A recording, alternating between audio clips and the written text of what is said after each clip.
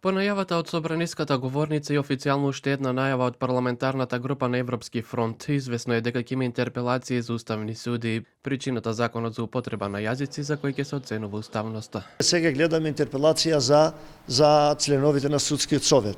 Исто така и за нив се кажува дека правно не е обврзувачки, ама еве ние ќе кажеме се што можеме тој ден за вас. По таа логика ние кажавме дека можно е ние како пратеничка група да свикуваме интерпелација и за членовите на Уставниот суд, затоа што според нас има тенденции за окунување на одредени одредби од Законот за употреба на јазиците, што всушност подразбира укинување на Законот за јазиците. Од владеачкото мнозинство во парламентот вела дека подегот на опозицијскиот фронт е легитимно, но прво да се оцени дали тоа го дозволува деловникот. Законот за употреба на јазици, кој се најде пред Уставен суд, веќе беше причина за политичка реакција на Европскиот фронт.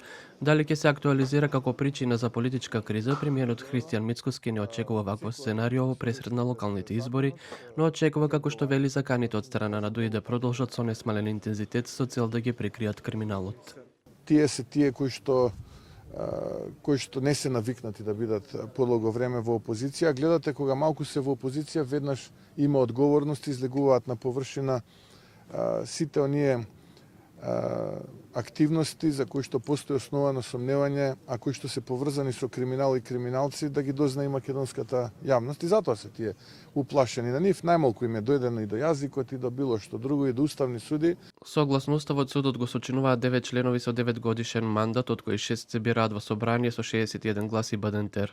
На судија на Уставниот суд функцијата му престанува ако поднесе оставка. Судијата на Уставниот суд ќе биде разрешен од должноста ако биде осуден за кривично дело на безусловна казна затвор од најмалку 6 месеци или кога трајно ќе ја загуби способноста да ја врши својата функција, што го утврдува Уставниот суд. Пишува во уставот од Уставниот суд, за сега без коментар за евентуалните интерпелации за нивните суди.